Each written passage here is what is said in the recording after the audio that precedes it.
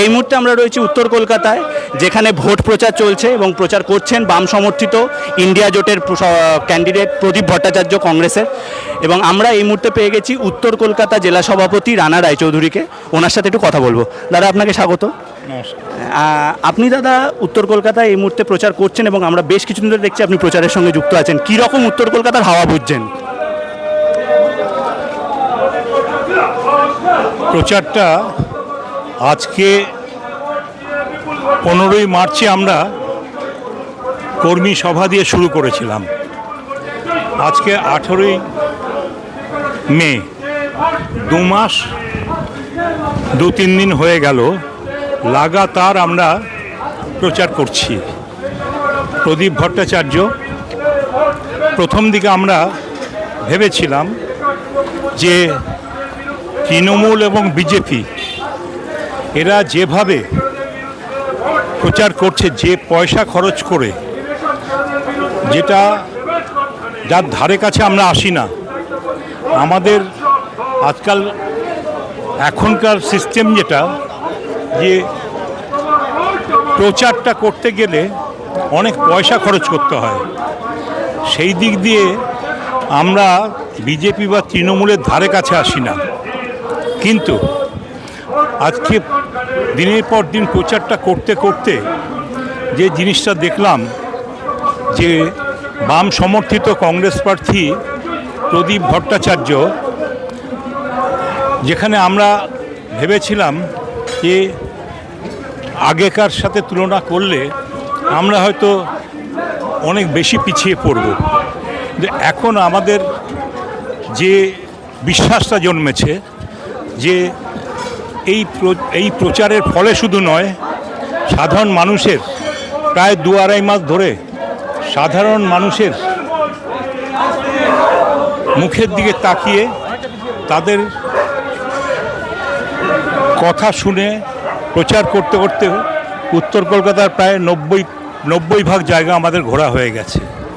আমরা মানুষের body language থেকে যেটা বুঝতে পারছি এবং তার থেকে যে বিশ্বাসটা আমাদের মধ্যে জন্মেছে, সেটা হচ্ছে আমরা আগের বারের তুলনায় অনেক গুণ, বেশ কয়েক গুণ বেশি ভোট আমরা পাব। জ্যোতিষী হলে হয়তো বলে দিতে পারতাম যে হ্যাঁ, এই হবে অঙ্কটা। জ্যোতিষী নই, তাই কোনো ভবিষ্যৎবাণী করছি না।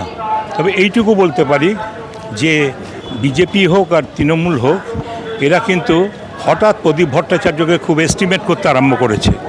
তারা দেখা যাচ্ছে প্রদীপ ভট্টাচার্যের ব্যানার পোস্টার ছিঁড়ে দিচ্ছে। দেখা যাচ্ছে যে প্রদীপ ভট্টাচার্যের যেসব প্রচার হচ্ছে সেই অঞ্চলে, আজও এই মুহূর্তে উত্তর কলকাতা 18 নম্বর ওয়ার্ডে আমরা চলতে গিয়ে দেখলাম এখানকার কাউন্সিলর, তৃণমূলের কাউন্সিলর, একটা বিরাট সংখ্যক দল ছেলে দুষ্কৃতিকারী বলবো, এরা তার দলীয় কর্মী নয়, এরা যখন যে দল পাওয়ারে থাকে তাদের ওখানেই যায়। তা এই কাউন্সিলরকে দেখলাম, একজন মহিলা কাউন্সিলর হয়েও সে আমাদের এই প্রচারের যে সুন্দর একটা র্যালি চলছে, একটা শান্তিপ্রিয় বাম এবং কংগ্রেস আমরা একসাথে চলছি, সেখানে একটা বাধা দিল আমাদের, একটা বাধার সৃষ্টি করে চেষ্টা করেছিল একটা যাতে গণ্ডগোল হয়ে আমাদের আজকের প্রচারটা নষ্ট হয়ে যায়।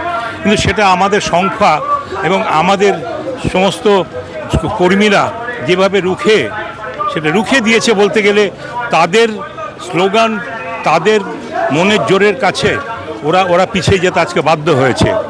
যে ওদের বডি ল্যাঙ্গুয়েজে দেখা যাচ্ছে ওরা যেন কোথাও একটু ব্যাকফুটে পড়ে গেছে।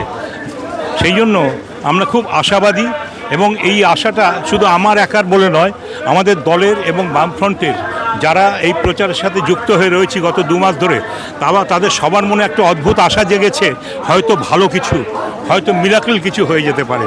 সেই জন্য সংখ্যাটা দিনের পর দিন বেড়েই চলেছে। 2 মাস হয়ে গেছে, যেটা আমাদের অভ্যেস ছিল না। আমরা 1 মাসের নোটিশে, 20 দিনের নোটিশে ইলেকশন করতাম, কেন 2.5 মাসের নোটিশে আজকেও যেভাবে লোকের ঢল নেমে যাচ্ছে চারদিক থেকে, সাধারণ মানুষের থেকে আরম্ভ করে বিভিন্ন, বিশেষ করে যারা শিক্ষিত সম্প্রদায়, যারা সংস্কৃতি সম্পন্ন মানুষ, তারা কিন্তু আমাদের সাধুবাদ দিচ্ছে। কারণ আমাদের ক্যান্ডিডেট একদম দুর্নীতিমুক্ত, তার গায়ে কোনো রকম কালি নেই, তার গায়ে কোনো রকম সারদা নারদা গরু ইট পাথর কাঁঠাল কোনো চুরি চামারি বালাই নেই তার। সেই জন্য মানুষ আরও ভরসা করে বিশ্বাস করে আমাদের সমর্থন করবে এটা আশা করে আমরা কিন্তু এগিয়েই চলেছি, আমরা লড়াই করে চলেছি। ধন্যবাদ। থ্যাংক ইউ দাদা। কথা বলছিলাম উত্তর কলকাতা জেলা সভাপতি কংগ্রেসের রানা রায়চৌধুরীর সঙ্গে। আপনারা দেখতে থাকুন মাইকন। Thank you.